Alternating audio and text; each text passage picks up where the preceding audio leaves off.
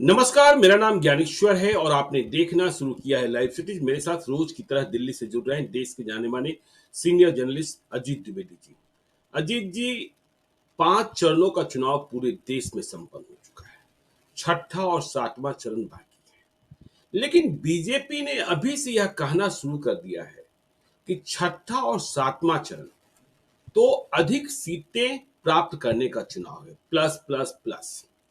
और 4 चरणों में ही हम सरकार बनाने का बहुमत हासिल कर चुके हैं। मतलब नरेंद्र मोदी प्रधानमंत्री बन चुके हैं। मैं बिहार के मिजाज को भी समझ रहा हूं। बिहार में 24 लोकसभा क्षेत्रों में चुनाव संपन्न हो चुके हैं, लेकिन कई ऐसे लोकसभा क्षेत्र हैं जिनके बारे में आप शर्तिया तौर पर नहीं कह सकते हैं कि यहां एनडीए ही जीत रही है। बहुत ही कांटे की लड़ाई है। हाँ, महिलाओं का मन जो है वह कुछ और कहानी बयां करता है, इसमें भी कोई शक नहीं है। मैं कल छपरा, सिवान, गोपालगंज गया था, रात को लौटा था और विशेषकर महिलाओं से ही हमने बात की।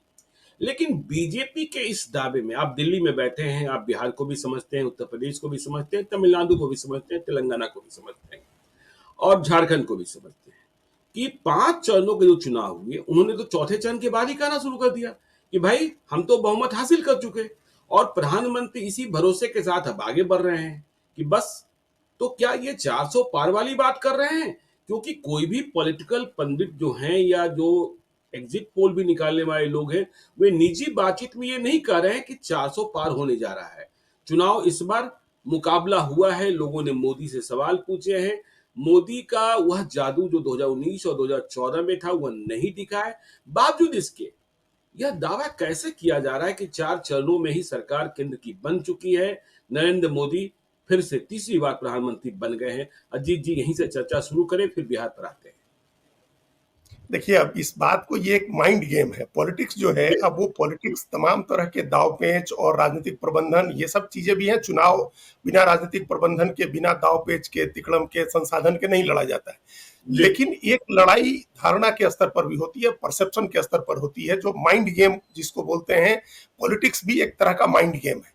विपक्षी खेमे में उसका आत्मविश्वास कम करना, उसके कार्यकर्ताओं का मनोबल गिराना, उसके नेताओं को पहले ही बैकफुट पर ले आ देना, ये सब इस गेम का पार्ट है। ये सब माइंड गेम का पार्ट है। तो इस माइंड गेम के तहत ही प्रधानमंत्री नरेंद्र मोदी ने लोकसभा के ये जो आखिरी, जो इसके पहले वाला जो आखिरी सत्र हुआ 17वीं लोकसभा का, उसमें उन्होंने ये बात कह दी कि इस बार 400 के पार। उन्होंने कहा कि हमने 370 समाप्त किया है, तो एक प्रतीकात्मक रूप से कि हमने 370 समाप्त किया है, अनुच्छेद 370, तो 370 सीटों का टीका तो हमको दे ही देगी देश की जनता।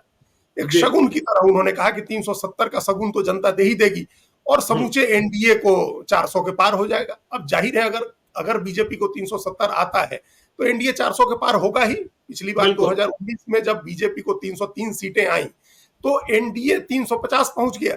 तो इतना तो होता ही है, इतनी सीटें तो आ ही जाएंगी। तो ये एक माइंड गेम था, जो एक दाव चला उन्होंने, प्रधानमंत्री ने, इस साल फरवरी में। अब उस ट्रैप में फंस गया पूरा विपक्ष। अब सब ऐसा समझने लगे कि जैसे बहुमत का आंकड़ा 400 का हो या बहुमत का आंकड़ा 370 का हो। बहुमत का आंकड़ा तो 272 का ही है। उसके ऊपर जो आए वो आपका एडवांटेज है, बोनस है। बहुमत का आंकड़ा तो 272 का है, लड़ाई 272 की है। लेकिन ऐसी लड़ाई होने लगी जैसे बीजेपी को 370 आएगा तभी बहुमत होगा। इस तरह की लड़ाई, अपोजिशन किस तरह से ट्रैप में फंसता है ये देखिए। दूसरी बात है कि बीजेपी हमेशा इसी तरह के महत्वाकांक्षी लक्ष्य तय करती है। हम सब लोगों ने देखा है, बिहार में भी जब 2015 में बीजेपी अकेले लड़ रही थी तो उसने पूर्ण बहुमत का, 2/3 बहुमत का लक्ष्य तय किया था। बिल्कुल। झारखंड में हमको नंबर याद है, बीजेपी ने कहा था कि 65 सीटें आएंगी। दिल्ली में हमको नंबर याद है कि बीजेपी ने कहा था कि 60 सीट आएगी। तो ये आया क्या, वो तो सबको पता है। तो ये एक माइंड गेम है और इस माइंड गेम के जवाब में अपोजिशन की पार्टीज भी अपने तरफ से, देर से ही सही, बहुत देर से उन लोगों ने शुरू किया है, लेकिन अब कहना शुरू कर दिया है। जैसे अखिलेश यादव कह रहे हैं कि अब की बार 400 हार, वो कह रहे हैं कि 545 में से 400 हार जाएगा एनडीए और 140 आएगा। ये एक अखिलेश यादव कह रहे हैं। 300 सीट का दावा कर रहे हैं मल्लिकार्जुन खड़गे की इंडिया ब्लॉक को 300 सीट आएगी। अब इसी तरह का माइंड गेम खेलते हुए बीजेपी और उसके सपोर्टर्स पर मनोवैज्ञानिक दबाव बनाने के लिए कांग्रेस ने कहना शुरू कर दिया है कि हम इस समय नेता चुनेंगे, ऐसे नेता चुनेंगे। मतलब प्रधानमंत्री कौन होगा, अब वो भी इस बात का दावा करने लगे हैं कि हम लोग को बहुमत मिलने जा रहा है और हम लोग प्रधानमंत्री चुनेंगे।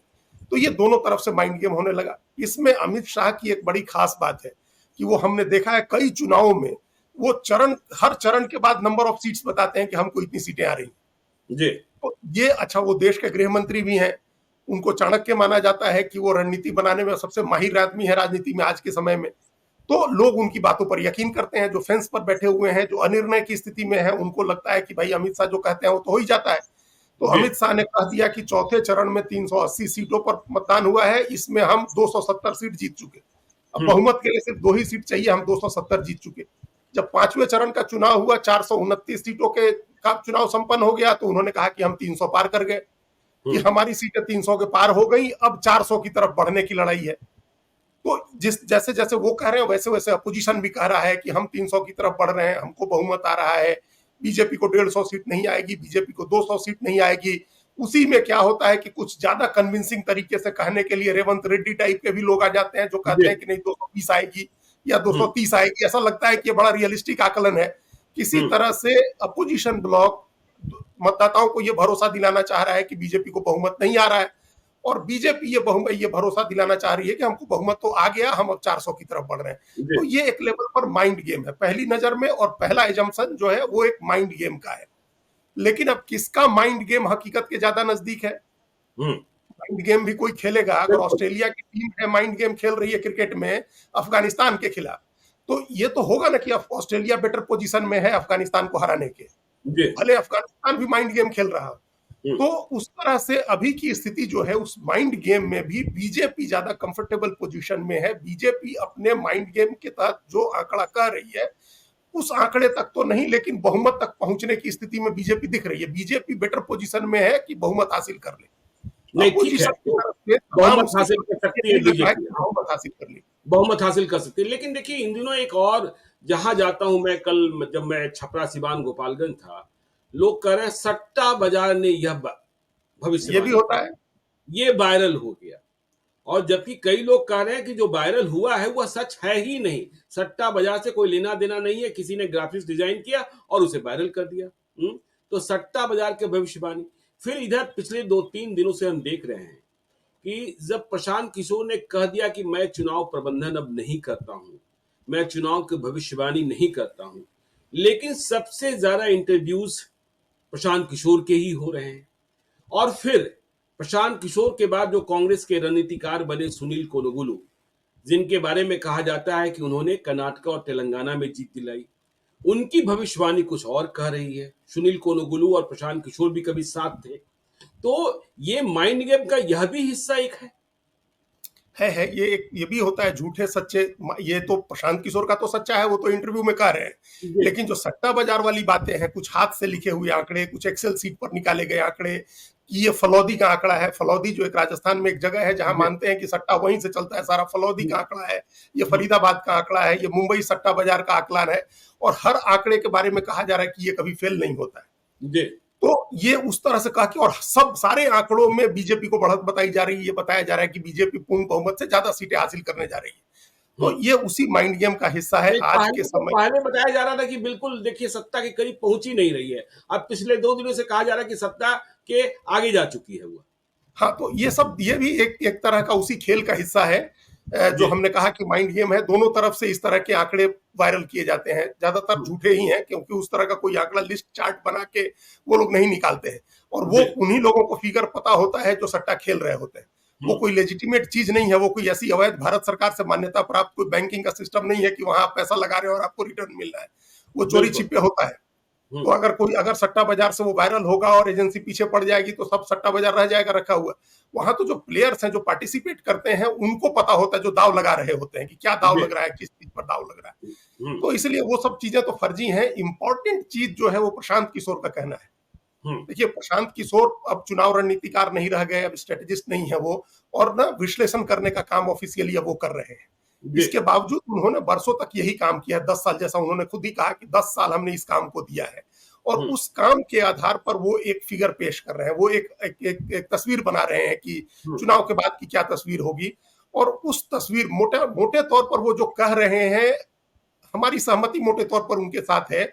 और इस वजह से है कि हम जो आंकड़े देख रहे हैं अभी, जो वोटिंग का आंकड़ा है, जी। देखिए ये बीजेपी क्या है कि अब एक सेंट्रल फोर्स बन गई है, केंद्रीय ताकत, भारत की राजनीति की केंद्रीय ताकत बीजेपी है। और हम्म। उस केंद्रीय उस पोजीशन से, सेंट्रल पोजीशन से उसको रिप्लेस करना एक ही चुनाव के बाद, ये जी। बहुत आसान नहीं होता। देखिए कांग्रेस को हम्म। भी रिप्लेस करने में कितना ज्यादा समय लगा था, धीरे धीरे कांग्रेस बिल्कुल। रिप्लेस हुई थी, उसकी संख्या, हम्म। उसकी उसका परसेंटेज ऑफ वोट घटता गया था। हम बार बार इस बात का ध्यान दिलाते हैं, जितने लोगों को भी हमने लिखा भी है, बल्कि उस बात की भी काफी चर्चा हो रही है कि जी। 2004 के सिंड्रोम से बाहर निकले अपोजिशन। हम्म। 2004 में 5% वोट से ज्यादा बड़ी पार्टी थी कांग्रेस। जी। बीजेपी 23% की पार्टी थी और कांग्रेस 28% वोट की पार्टी थी। तब कांग्रेस को बढ़त हो गई 2004 के चुनाव में। आज की हम्म। तारीख में 17% वोट ज्यादा है बीजेपी के पास। बिल्कुल। कांग्रेस पार्टी आज 20% वोट की पार्टी है और बीजेपी 37.5% वोट की पार्टी है। 17.5% वोट कांग्रेस बीजेपी के पास ज्यादा है। और सीएसडीएस लोक नीति का कहना है कि 40% इस बार आ सकता है और कांग्रेस 2% बढ़ के 22% हो सकती है। अगर 18% वोट का अंतर है दोनों पार्टियों के बीच में, तो जी। सीटें कैसे इतनी कम हो जाएंगी कि वो 150 या 200 या 250 के लिए संघर्ष करेगी बीजेपी। तो बिल्कुल। ये लॉजिकल है, सीटों, परसेंटेज ऑफ वोट के हिसाब से भी। स्टेट वाइज अगर हम लोग बात करेंगे, पूरी चर्चा उस पर हो सकती है कि किस स्टेट जी। में कितना लूज करेगी, अगर बीजेपी लूज करेगी उसका कितना हम्म। गेन है कांग्रेस। जी। तो वो एक अलग सब्जेक्ट है। लेकिन परसेंटेज ऑफ वोट के हिसाब से, और ये बात भी प्रशांत किशोर की बिल्कुल सही है कि उत्तर और पश्चिम में जहां बीजेपी सबसे ज्यादा सीटें जीती है, वहां हम्म। उसको कोई मटेरियल डैमेज नहीं हो रहा है। ये शब्द है कोट अनकोट प्रशांत किशोर के जी। कि नॉर्थ और वेस्ट में कोई हम्म। मटेरियल डैमेज बीजेपी को नहीं हो रहा है। तो सचमुच कोई मटेरियल डैमेज नहीं हो रहा है। हम्म। देखिए महाराष्ट्र में बीजेपी की सीटें कम होंगी ज्ञानेश्वर जी, तो 2-4 से ज्यादा कम नहीं होंगी। सीटें कम होंगी शिवसेना के एकनाथ शिंदे की और एनसीपी के अजीत पवार की। जी। आधी भी सीटें हो जाए, शरद पवार जैसा बड़ा सीजन पॉलिटिशियन, उन्होंने कहा कि हमको 50% सीट मिलेगी। हम्म। अगर शरद पवार कह रहे हैं कि अपोजिशन ब्लॉक को 50% सीट मिलेगी, इसका मतलब 24 सीट अभी भी एनडीए जीत रही है। तो जी। 24 एनडीए जीतेगी, उसमें मेजर हिस्सा 17, 18, 20 सीटें बीजेपी की होंगी। तो इसलिए बीजेपी को कोई डैमेज नहीं हो रहा है नॉर्थ और वेस्ट में जो उसका आधार है। और साउथ में अगर कुछ गेन हो जाता है, उड़ीसा में कुछ गेन हो जाता है, वेस्ट बंगाल में कुछ गेन हो जाता है, तो मोटा मोटी बीजेपी अपना वो वाला फिगर जो है 303 का, जो पिछली बार का है, वो मेंटेन कर लेगी। वो मेंटेन न भी करे तो 272 से ऊपर रहेगी। 272 के नीचे जाने का भी कोई सीन नहीं दिख रहा है। लेकिन लेकिन सुनील उसी कोनोगुलू तरह ने से कांग्रेस के बारे में कोई का भी भविष्यवाणी कर कोई दी सीन है। नहीं दिख रहा। सुनील कोनोगुलू जो कांग्रेस के करीब माने जाते हैं, उन्होंने भी कोई भविष्यवाणी कर दी है कांग्रेस के बारे में। देखिए सुनील कनुगोलू की भविष्यवाणी अब इसलिए नहीं हम लोग बहुत उस पर ध्यान देंगे जी। क्योंकि अब वो ऑफिशियल एडवाइजर हो गए हैं कांग्रेस पार्टी के। बिल्कुल। अब कर्नाटक के मुख्यमंत्री के ऑफिशियल एडवाइजर है वो, कैबिनेट मिनिस्टर के रैंक में। हम्म। हम्म। तो वो अपनी पार्टी से के हित से अलग हट के कोई बात नहीं कर सकते। जी। जैसे संदीप पाठक अब राज्यसभा के सांसद हो गए हैं आम आदमी पार्टी के। ये दोनों हम्म। लोग प्रशांत किशोर के साथ काम कर चुके हैं। सुनील कनुगोलू भी, जो अब एडवाइजर है कैबिनेट रैंक में कर्नाटक में, और संदीप पाठक भी, जिनको पंजाब से राज्यसभा में भेजा है आम आदमी पार्टी ने। तो जी। ये दोनों लोग अब एक पार्टी के खूंटे से बंध गए हैं ना। अब इनकी बात पर हम लोग कैसे यकीन करेंगे। अब जैसे वो कह रहे हैं संदीप पाठक की दिल्ली में 4 सीट जीत जाएगी आम आदमी पार्टी और कांग्रेस। हम दिल्ली में हैं, हम चुनाव देख रहे हैं, हमको लग रहा है कि नहीं जीतेगी। तो बिल्कुल। अब ये वो तो पार्टी के खूंटे से बंधे हैं कि पंजाब भी हम्म। जिता देंगे, हरियाणा भी जिता देंगे, और वो भी दिल्ली भी जिता देंगे। उसी तरह से सुनील कनुगोलू आंध्र प्रदेश भी जिता देंगे। वो तो आंध्र प्रदेश में सीधी टक्कर कांग्रेस की बता रहे हैं टीडीपी के साथ, जी। तो बीजेपी वाईएसआर कांग्रेस के साथ। तो हम्म। अब ये वो आंध्र प्रदेश भी जिता देंगे, तेलंगाना भी, कर्नाटक भी, सब जिता देंगे। तो उनकी बातों का वो पार्टी की बात होगी, जिस तरह से पार्टी का दावा है, जिस तरह जयराम रमेश दावा कर रहे हैं या मल्लिकार्जुन खड़गे कर रहे हैं। जी। प्रशांत किशोर का दावा एक इंडिपेंडेंट एनालिस्ट के तौर पर है। हालांकि अभी सोशल मीडिया में और इसमें कहा जा रहा है कि वो बीजेपी के लिए काम कर रहे हैं, बीजेपी के पेरोल पर हैं और बीजेपी के लिए बैटिंग कर रहे हैं, बड़े सटल तरीके से पर्दे के पीछे से रह के। लेकिन ऐसी बात नहीं, अगर होगी भी तो वो बात उनका जो एनालिसिस है वो ऑब्जेक्टिव है। नहीं, ठीक है। उनका झुकाव किधर है प्रशांत वो अलग है, किशोर का लेकिन वो ऑब्जेक्टिव। जी, प्रशांत किशोर का एनालिसिस जो है वो ऑब्जेक्टिव है। लेकिन योगेंद्र यादव कह रहे हैं, पता नहीं कैसे कह रहे हैं, क्या दावा है, वो कह रहे हैं कि नहीं, अब बीजेपी बहुत दूर जा चुकी है और चुनाव बीजेपी के हाथों से निकल चुका है। योगेंद्र यादव की बातों में कितना दम देखते हैं? देखिए योगेंद्र यादव, ये जो बैच आया जब प्रशांत जी। किशोर का, उसके पहले सबसे अच्छे राजनीतिक जो पॉलिटिकल बिल्कुल। विश्लेषक थे वो थे। वो जी। अच्छा पॉलिटिकल उनका विश्लेषण था और सेफोलॉजी के मास्टर थे। वो सीएसडीएस के साथ जुड़े थे और इस देश में सेफोलॉजी की शुरुआत करने वाले जो थे रामाशीष राय, उनके शिष्य थे ये लोग। जी। संजय कुमार हो या योगेंद्र यादव हो, ये लोग, इन लोगों ने रामाशीष राय से सेफोलॉजी का उनके साथ बैठ करके ज्ञान लिया, उनके साथ किया, उनके साथ आगे बढ़े। तो ये अच्छी साइकोलॉजी करते थे, अच्छा इनका एनालिसिस होता था। लेकिन जब से उन्होंने राजनीतिक दल बनाया, तब जी। से उनकी एक भी भविष्यवाणी सही नहीं साबित हुई, हुँ, हुँ। बल्कि बहुत पैथेटिक तरीके से गलत साबित हुई है सारी भविष्यवाणी। और अब बहुत पीछे नहीं जाए हम लोग, तो अभी 5 राज्यों के चुनाव हुए जो पिछले साल दिसंबर में, उन जी। 5 राज्यों में योगेंद्र यादव का कहना था कि 4 राज्य जीत रही है कांग्रेस पार्टी। हुँ। उन्होंने बड़े दावे के साथ और बड़ा ग्राफिक्स बना करके, फिगर आंकड़े सब पेश करके उन्होंने बताया था कि 4 राज्य तो जीत ही रही है, कांग्रेस जीत रही है, मध्य प्रदेश, छत्तीसगढ़, राजस्थान और ये तेलंगाना, ये जी। सब राज्य जिता रहे थे। यहाँ तक कि वो वहां भी फाइट करा रहे थे, जो नॉर्थ ईस्ट का एकमात्र स्टेट था, वहां भी उनके हिसाब से हुँ। की फाइट हो रही है और कांग्रेस वो भी सीट वहां भी बराबरी की लड़ाई हो सकती है मिजोरम में। जी। लेकिन अब इस तरह की कोई बात सही साबित नहीं हुई। सबने हुँ। देखा कि तेलंगाना को छोड़ करके तीनों राज्य में कांग्रेस हार गई, बुरी तरह से हार गई। मध्य प्रदेश में तो किसी ने नहीं सोचा था वैसा हारी, छत्तीसगढ़ जी। में भी वैसे ही हारी। तो हुँ। अब वो योगेंद्र यादव भी अब एक पार्टी है, वो एंटी जी। BJP, anti Narendra Modi camp में खड़े हैं। वो इंडिपेंडेंट सेफोलॉजिस्ट नहीं है, इंडिपेंडेंट जर्नलिस्ट नहीं है। उन्होंने स्वराज अभियान नाम से अपनी पार्टी बनाई थी, अब वो राजनीति करते हैं। और वो उनका एक रुझान है जिसकी वजह से वो अलग अलग यूट्यूब चैनल्स पर जाकर के अपना एनालिसिस देते हैं। वो अपने अपने एनालिसिस में उनकी तकनीक जो भी हो, तकनीक उनकी हो सकता है सही हो, क्योंकि सेफोलॉजी उन्होंने बहुत कायदे से विधा के तौर पर, एक डिसिप्लिन के तौर पर पढ़ा हुआ है। जी। लेकिन उनकी चूंकि उनका जो ऑब्जेक्टिविटी नहीं है, हुँ। अब उनमें ऑब्जेक्टिविटी नहीं है, अब उनका एक रुझान हो गया है एक तरफ, अब वो एक साइड लेने वाले प्लेयर हो गए हैं। इसीलिए उनकी तकनीक सही होने के बावजूद उनकी भविष्यवाणी के सही होने के चांसेस बिल्कुल नहीं है। और उनके ऊपर हाईली प्रिजुडिस है उनका पूरा एनालिसिस, एंटी बिल्कुल। बीजेपी अपने थॉट प्रोसेस की वजह से। जी। जिस तरह से कहा जा रहा है कि प्रशांत किशोर का प्रो बीजेपी होने की वजह जी। से उनका थॉट प्रोसेस भी हुँ। उससे पोल्यूटेड हो गया है। लेकिन उनके जो आंकड़े हैं, जो तरीका है उनका, जो जो विश्लेषण का तरीका है, वो बहुत ऑब्जेक्टिव है। इसीलिए हम उनके साथ उनकी बात को बार बार कोट कर रहे हैं, क्योंकि वो बार बार, हम ये जो आंकड़ा हमने कोट किया कि 37% जी। पर जो पार्टी बैठी हुई है, उस पार्टी को इस चुनाव में आप कैसे रिप्लेस कर दीजिएगा, जबकि वोट उतना ही हो रहा है जितना पिछली बार भी हुआ था, बिल्कुल। हुँ। लगभग उतना ही पोल हो रहा है। तो अब उसमें इस ऐसी आंधी कैसे चल रही है कि बीजेपी अपना 10% वोट लूज कर जाए, जबकि हर आदमी ग्राउंड पर, आप वो भी घूम करके आए हैं।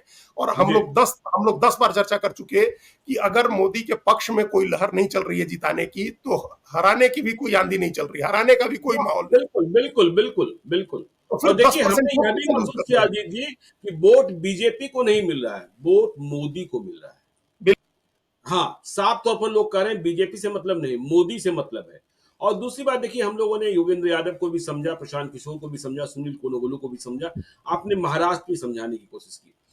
बिहार के दर्शक यह जानना चाहते हैं, चूंकि हमारा पड़ोसी राज्य है उत्तर प्रदेश, बहुत सारी खबरें चल रही हैं, कई चैनल्स पर चल रहे हैं, कई लोगों की टीका टिप्पणी हो रही है कि नरेंद्र मोदी और योगी आदित्यनाथ में कुछ अंतर्द्वंद है और इसके कारण उत्तर प्रदेश का जो संग्राम है वह बहुत भीषण हो गया है।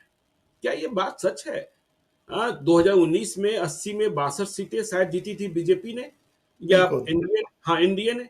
तो क्या इस बार अंतर्द्वंद के कारण वहां लड़ाई कई जगहों पर, क्योंकि यह शिकायतें भी कई जगहों से आई कि पुलिस वालों की मदद से सपा वाले बूथ कब्जा कर रहे हैं, वह भी योगी आदित्यनाथ के राज में। जबकि हम लोग पिछले दिनों जब बात कर रहे थे कैमरे से बाहर, तो यह बात भी हमने सुनी थी कि महिलाएं कह रही हैं कि मुझे किसी चीज से मतलब नहीं है, मुझे मतलब है सेफ्टी से। और वह सेफ्टी योगी आदित्यनाथ ने प्रदान की है, क्योंकि कई लोग कहते हैं कि यूपी में मोदी पॉपुलर है, लेकिन योगी मोर पॉपुलर है और अधिक पॉपुलर है। तो क्या यूपी में अंतर्द्वंद कुछ दिख रहा है? देखिए, अब ये इस पक्के तौर पर तो इस बात को कोई नहीं कह सकता है, क्योंकि ये सीधे प्रधानमंत्री और मुख्यमंत्री के स्तर की बात है। लेकिन जी। हम लोग सिर्फ रीड कर सकते हैं जो घटनाएं हुई हैं। जी। जैसे एक घटना हमको खूब ध्यान आ रही है, जो कन्नौज के चुनाव में मतदान के दिन दोपहर में 2 बजे जी। उत्तर प्रदेश भारतीय जनता पार्टी कमेटी के ऑफिशियल ट्विटर हैंडल से एक ट्वीट किया गया कि कन्नौज में सपा के गुंडे जो हैं, वो पुलिस और प्रशासन की मदद से चुनाव बूथ कब्जा कर रहे हैं और चुनाव आयोग इस पर कार्रवाई करे। जी। अब सोचिए, बीजेपी का प्रशासन है, बीजेपी का राज है, इतना टाइट फिस्ट है, ऐसा ऐसा राज है कि बुलडोजर के आगे कोई नहीं कुछ कर पाता है। बिल्कुल। वहां प्रदेश कमेटी ट्वीट कर रही है कि चुनाव आयोग इस पर संज्ञान ले और लोग जो है बूथ कब्जा कर रहे हैं, सपा के गुंडे। तो जी। अब ये एक बात आई, इससे लगा कि कहीं ना कुछ कहीं कनेक्ट नहीं है, डिस्कनेक्ट है, कहीं ना कोई प्रॉब्लम है जिसकी वजह से हम्म, प्रशासन साथ नहीं दे रहा है बीजेपी के कैंडिडेट का। कन्नौज में जी। अखिलेश यादव स्वयं चुनाव लड़ रहे हैं, तो इसकी बिल्कुल। वजह से ये बहुत हाई प्रोफाइल सीट थी। फिर हम लोगों ने देखा अभी जो पूरा घटनाक्रम हुआ 3 बड़े ठाकुर नेताओं का, हम्म। ब्रजभूषण शरण सिंह, धनंजय सिंह और राजा भैया का। तो हम्म। अब आप सोचिए कि देश के जो 2 सबसे बड़े ठाकुर नेता हैं, हम्म। वो राजनाथ सिंह हैं और योगी आदित्यनाथ हैं। जी। दोनों बीजेपी के साथ हैं, दोनों हम्म। प्रधानमंत्री के साथ हैं, और इसके बावजूद 3 अलग-अलग क्षेत्रों के ठाकुर नेताओं को मनाने के लिए अमित शाह को मेहनत करनी पड़ रही है। जी। इसका क्या मतलब हुआ? अगर क्या योगी आदित्यनाथ के नाम पर राजपूत वोट नहीं मिल रहा है उत्तर प्रदेश में? हम्म। ऐसा अगर नहीं होता तो धनंजय सिंह का इतना ड्रामा चला कि वो पहले चुनाव लड़ने गए तो उनको गिरफ्तार करा दिया गया, जी। फिर उनकी पत्नी खड़ी हो गई बसपा के टिकट से, तो बसपा की टिकट वापस कराई गई। हम्म। और एक बड़े नेता ने, ये खबर आई बजाबता सूत्रों के हवाले से, कि बीजेपी के एक बड़े नेता ने धनंजय सिंह को फोन करके कहा कि आप निर्दलीय मत लड़िएगा, मतलब अपनी जी। पत्नी को निर्दलीय मत लड़ाइएगा। हम्म। तो खैर उन्होंने नहीं लड़ाया। उसके बाद उनकी बात हुई अमित शाह से, और फिर हम लोग सब लोगों ने एक तस्वीर देखी कि उनकी पत्नी श्रीकला धनंजय सिंह जो है वो गृह मंत्री से मिल रही हैं, उनको बुके दे रही हैं। तो जी। ये जौनपुर की एक सीट के लिए, जहां ऑलरेडी बीजेपी ने एक ठाकुर कैंडिडेट उतारा हुआ है, कृपाशंकर सिंह को, मुंबई वाले कृपाशंकर सिंह को, जिनके जी। पास न साधन की कमी है और न समर्थन की, उनकी हम्म। सीट सुनिश्चित करने के लिए इतने इतना इतना प्रबंधन करना पड़ा। जी। इसी तरह से आप देखिए ब्रजभूषण शरण सिंह के ऊपर तो अब आरोप भी तय हो गए। आरोप हम्म। तय होने के बावजूद उनके बेटे को टिकट देना पड़ा, क्योंकि जी। बीजेपी को एक चिंता थी कि कहीं बस्ती और ये फैजाबाद, गोंडा, कैसरगंज, ये पूरा इलाका प्रभावित न हो जाए। तो हम्म। ये योगी आदित्यनाथ के रहते ऐसा हो रहा है, इसीलिए ये संदेह हो रहा है कि कुछ ना कुछ तो डिस्कनेक्ट है दोनों के बीच में। तभी जी। एक इंडिपेंडेंटली दिल्ली को अपनी लाइन ओपन करनी पड़ रही है। और हम्म। देखिए कि कैसे ब्रजभूषण शरण सिंह ने योगी के बुलडोजर न्याय को लेकर के सवाल उठा दिया। उन्होंने जी। पब्लिक में इंटरव्यू में कहा, उन्होंने कई अखबारों को इंटरव्यू में कहा कि भाई हम इस बुलडोजर की नीति के समर्थन में नहीं है, ये हम्म। बहुत खराब नीति है। लोग अपने जीवन भर की पूंजी लगा करके घर बनाते हैं, अपने घर की महिलाओं का के गहने बेच करके घर बनाते हैं, कर्ज लेकर के घर बनाते हैं, और आप उसके ऊपर बुलडोजर चलवा देते हैं। जी। उन्होंने कहा कि जब बन रहा होता है तब कोई नहीं टोकता है कि ये गलत अवैध निर्माण हो रहा है या गलत जमीन पर बन रहा होता है, और जब बन गया तो आप जाकर के बुलडोजर चला दीजिए, हम इससे सहमत नहीं है। बिल्कुल। तो ये एक बड़ा कन्फ्रंट करने वाली बात थी।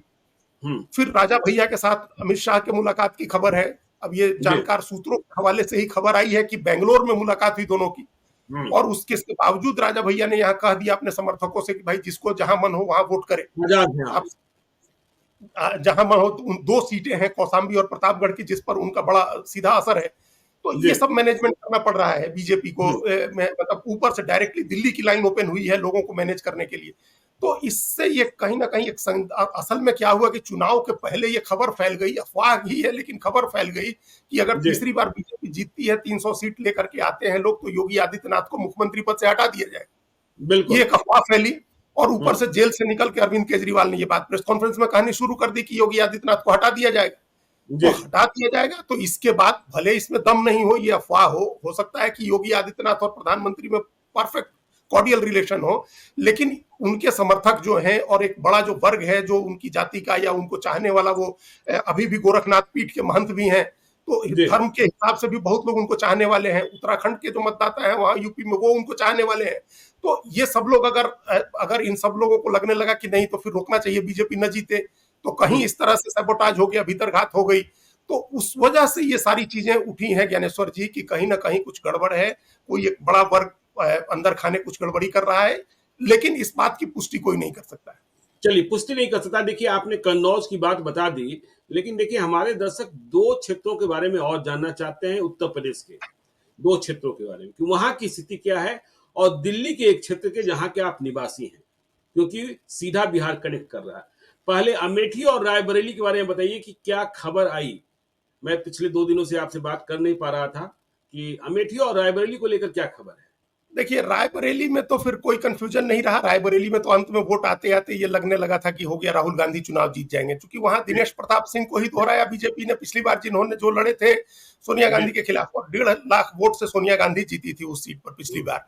और इस बार सोनिया गांधी ने जाकर के बड़ी इमोशनल अपील की, चुनाव से ठीक पहले, मतदान से 1 दिन या 2 दिन पहले जो सभा हुई, रैली हुई, जिसमें अखिलेश यादव भी थे, वहां उन्होंने बड़ी मार्मिक अपील की और उन्होंने कहा कि मैं अपना बेटा दे रही हूं आपको, और हमने इनको जो ट्रेनिंग दी हुई है, इनको जो संस्कार मिले हैं, ये आपको छोड़ेंगे नहीं, ये आपके लिए काम करेंगे।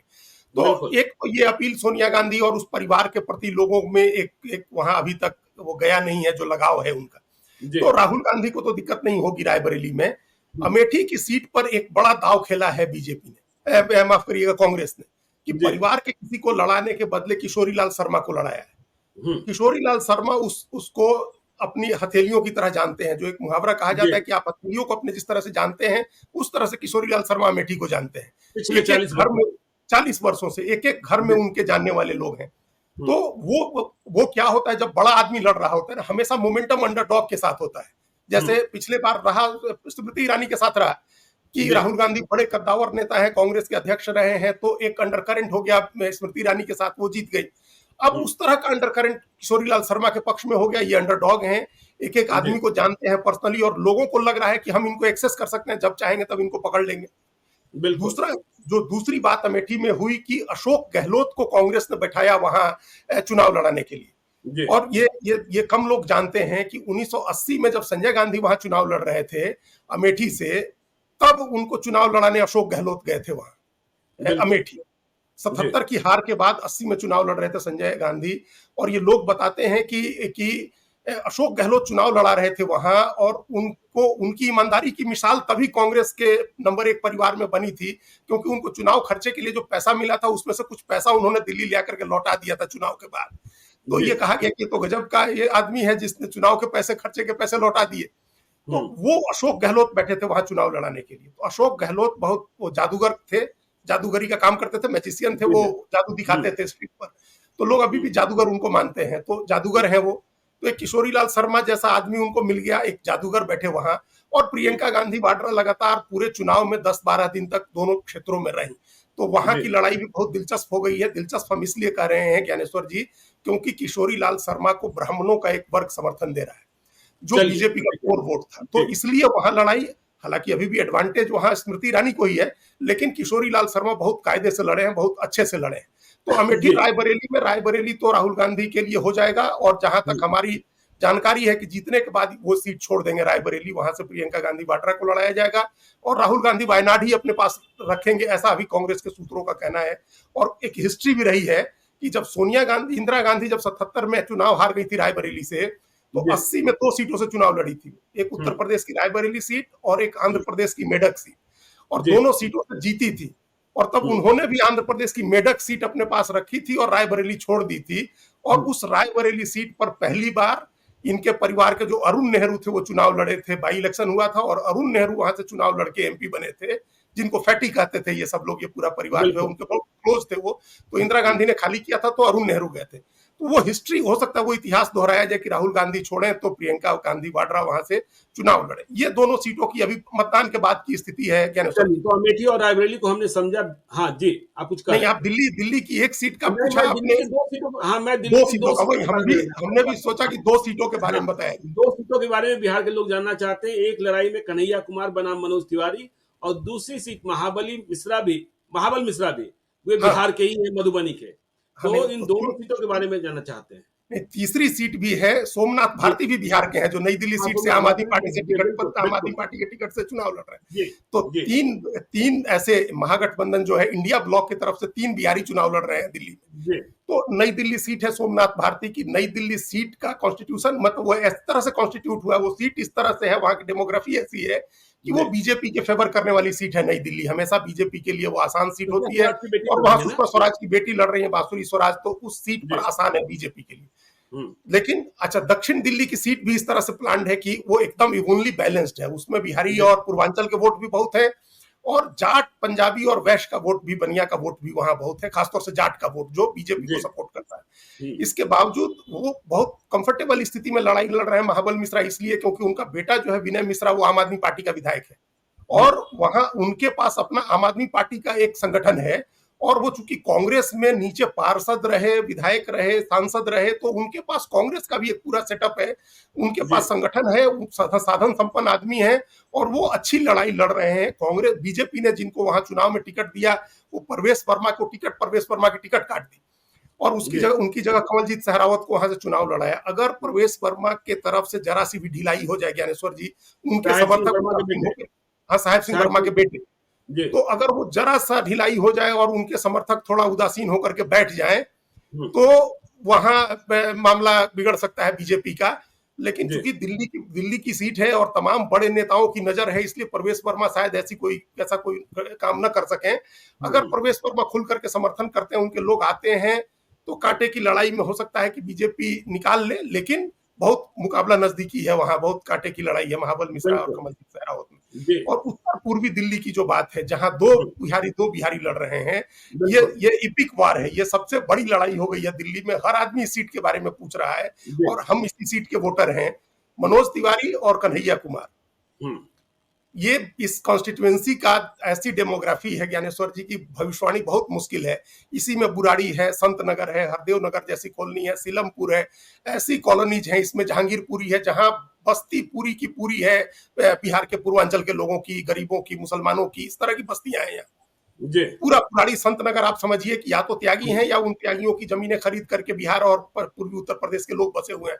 बुराड़ी में भी, संत नगर में भी, जो नई कॉलोनी बसी है हरदेव नगर में भी, तो इस तरह की कॉलोनी है यहाँ। तो ये एक एडवांटेज है कन्हैया कुमार का। लेकिन जी। उसी के साथ जो तमाम कॉलोनीज हैं, चाहे मॉडल टाउन हो, गुजरावाला टाउन हो, डेरावाल नगर हो, मुखर्जी नगर, हटसन लेन, ये कमला नगर तो नहीं, फिर इसके साथ ये मॉडल टाउन और जहांगीरपुरी के साथ आदर्श नगर का इलाका, ये सारे इलाके जो हैं, ये ऐसी बस्ती है पंजाबियों की और वैश्यों की, जो बीजेपी का कोर वोट रहा है हमेशा। जी। हम्म। वो उनकी भी पर्याप्त मात्रा है वोट की, और कन्हैया कुमार के समर्थकों की भी पर्याप्त मात्रा है वोट की। लेकिन हम्म। यहाँ जो एक नैरेटिव चल रहा है, उसमें देखिए मनोज तिवारी को कुछ पूर्वांचल का वोट मिलेगा, निश्चित रूप से मिलेगा। क्योंकि बिल्कुल। पिछली बार भी दो पूर्वांचल के लोग लड़े थे, शीला दीक्षित हम्म। लड़ी थी और दिलीप पांडे लड़े थे। हम्म। इसके बावजूद मनोज तिवारी को, उन दोनों को मिला करके जितना वोट आया था, उससे भी 2.5-3 लाख वोट ज्यादा आया था। 2 लाख से ज्यादा ही वोट के अंतर से वो जीते थे। वो दोनों भी पूर्वांचल के थे। जी। तो तब भी पूर्वांचल का वोट मनोज तिवारी को मिला था। इस बार भी शीला पूर्वांचल, दीक्षित लड़े थे कि संदीप दीक्षित लड़े थे? शीला दीक्षित लड़ी थी। शीला दीक्षित खुद लड़ी थी यहाँ, जी। प्रदेश अध्यक्ष थी उस समय दिल्ली की। और दिलीप जी। पांडे जो अभी मुख्य सचेतक हैं और तिमारपुर इसी इलाके में आने वाली एक विधानसभा से अभी विधायक हैं, वो लड़े जी। थे आम आदमी पार्टी से। इस बार दोनों साथ मिलकर के लड़ रहे हैं। इसके बावजूद पूर्वांचल का कुछ वोट मनोज तिवारी को मिलेगा। कन्हैया कुमार को ज्यादा मिलेगा पूर्वांचल का वोट, क्योंकि जो बस्तियां हैं गरीबों की, मुसलमानों की, वो निचले आर्थिक रूप से कमजोर तबके की, उनका समर्थन होगा। लेकिन पूर्वांचल का वोट मिलेगा मनोज तिवारी को भी, और उसके साथ उनके साथ वोट जुड़ जाएगा। दिल्ली का जो कोर वोट है बीजेपी का, वो जुड़ जाएगा। जी। कन्हैया का डिसएडवांटेज ये है कि उनके पास कोई संगठन नहीं है। महाबल मिश्र के पास आपका भी संगठन है, कांग्रेस का भी है। कन्हैया के पास कोई संगठन नहीं है। वो बिल्कुल नए हैं, वो पहले यहाँ से लड़े नहीं है, यहाँ से राजनीति नहीं की है उन्होंने।